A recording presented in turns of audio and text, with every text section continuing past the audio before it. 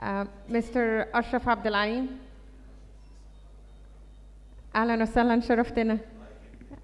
I'd like to start by asking you about what you think about the vision of AI after all these talks and what the new innovations that were now happening in Egypt. Thank you very much for the great sessions and for the invitation.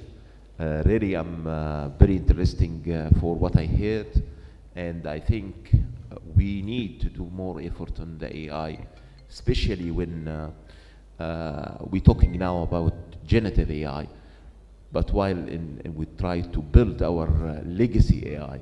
So we need to do more effort on this direction, this approach. Image processing is amazing, and all the radiology and digital pathology AI efforts depend on the image, on the imaging, and really the telereporting and the descriptive analysis, predictive analysis depend on the efforts that we need to do in AI. In Egypt, we have a lot of data. We have a big data. Need to take the benefits of it. Even in radiology, in pathology, even also depending on all the applications that we have in MOHP. Thank you very much for the invitations, and really I'm very happy to listen to this session. Thank you very much. Thank you very much. I'd like to ask Dr. Mohammed Fawzi about all the exciting new things that were now happening in the field of radiology in Egypt.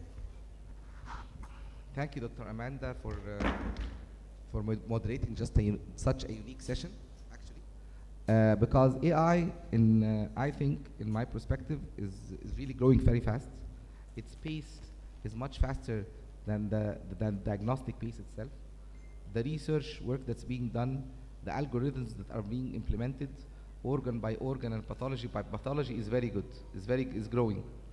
But as Dr. Ashraf just mentioned, we have a lot of data that first we need to implement. We need to gather this data. We need to, I'll take a word that he said, purify this data, and then start build on it. But Dr. Amanda, the idea of starting using AI as a front line in saving patients, because we are all working for patient salvage. This is, I think, the next level of AI implementation, and using it even on the scanners itself, using it with the radiologist itself. So AI can support so much, especially in underserved areas, and this is in the MOH. The next era that we're going to start working with is using AI mainly in underserved areas to help early diagnose and help salvage our patients. Thank you so much. Excellent, thank you. My next question would be to Maktal. How do you envisage radiomics integrating into the clinical pathways now? Thank you for the question, because radiomics is the type of analysis that has been less integrated in clinical pathways compared to other types of AI-related stories.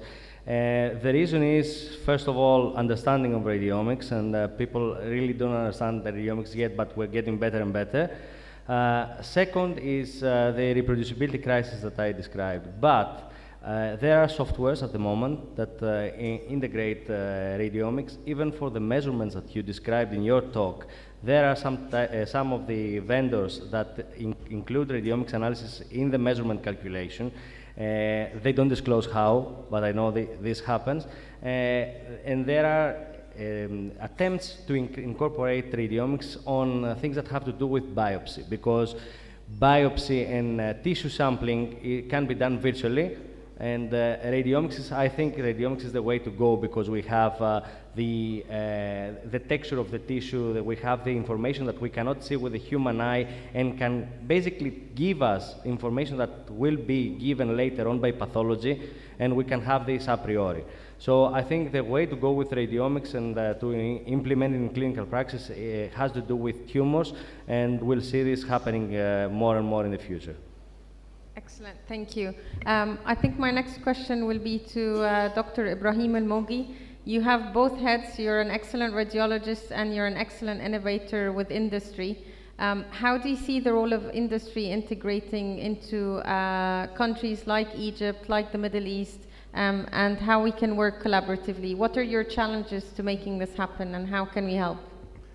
Okay, sure. So thank you for the question. And definitely having the two hats had been enabled me to understand more about how we can develop AI, especially in low, medium income countries. And we have a lots of understanding around vendors alone will not be able to do it all. Hospitals, institutions, governments will also not be able to do. That's why collaborative work is extremely important. And that's why most of the companies are collaborating across the world with Ministry of Health, with regulatory bodies, with hospitals to develop the tools which is optimized more towards their performance or their data sets. One of the biggest challenges as we see now, which is data privacy. We are all aware about that and how to secure the patient information and patient data. In some countries it's more restrictive than others, and that limits sometimes the development, the collaboration, but there are some ways as well to deploy on-house, to deploy on-prem, to develop on-premises, to try to mitigate that problem. But we're definitely looking forward, as all vendors, to more collaboration with all governments and all institutions to develop a more realistic and easy to implement AI tools, because we understand it's needed in the market.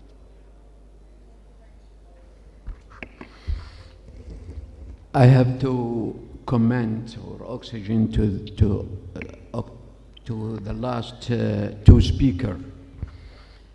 Dr. Michael, he is from the land of history and civilization in Europe country, and Dr. Ibrahim also from the land of history and civilization in Arab country. The message which we get from your lecture, that there is advancement and development in the AI, and especially in radiology. So my question, will radiologists and medical imaging doctors be a thing of the past after this development, or we will use this development as a tool to be confident in our diagnosis, and we will use it for improving our knowledge and diagnosis? Thank you.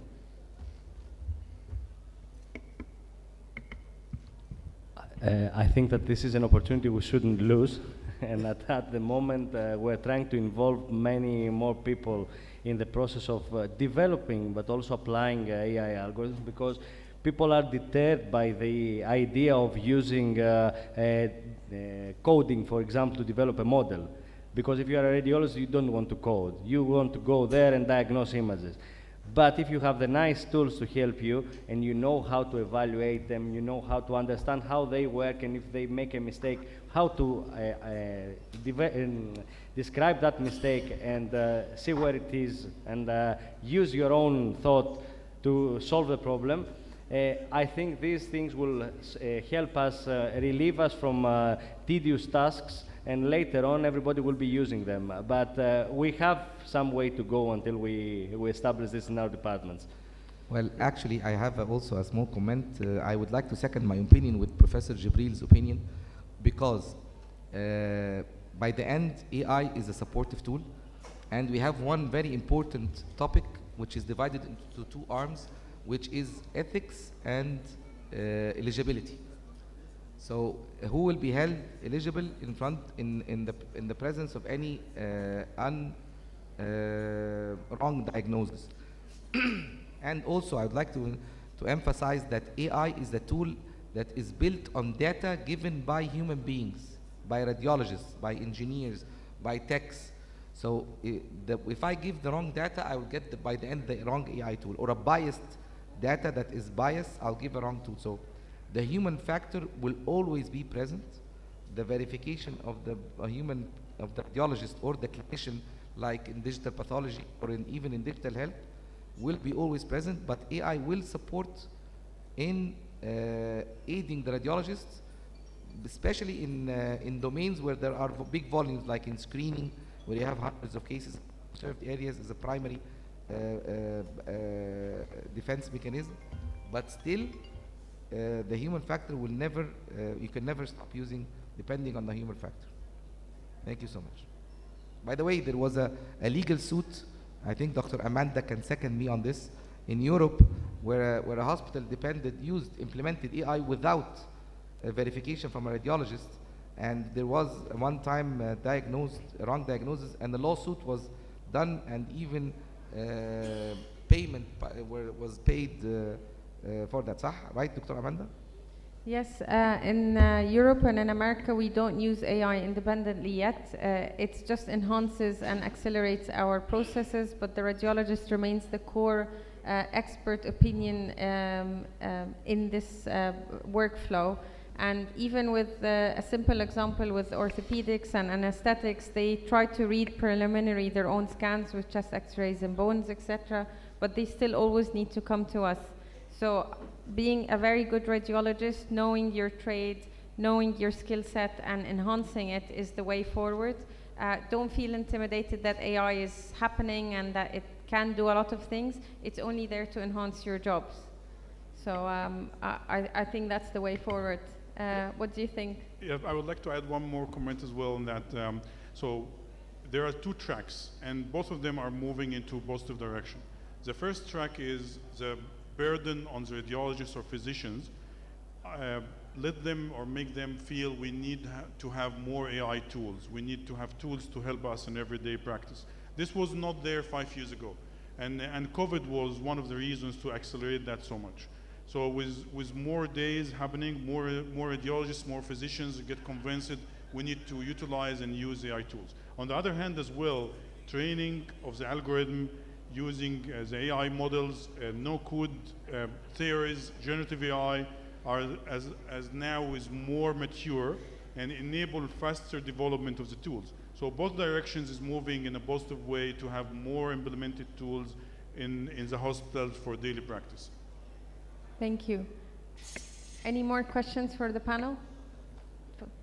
I'd like to thank everyone for contributing, and I'd like to invite you all to stay for the next symposium, which will be Yusuf Alam's company, Given the Future of Radiology.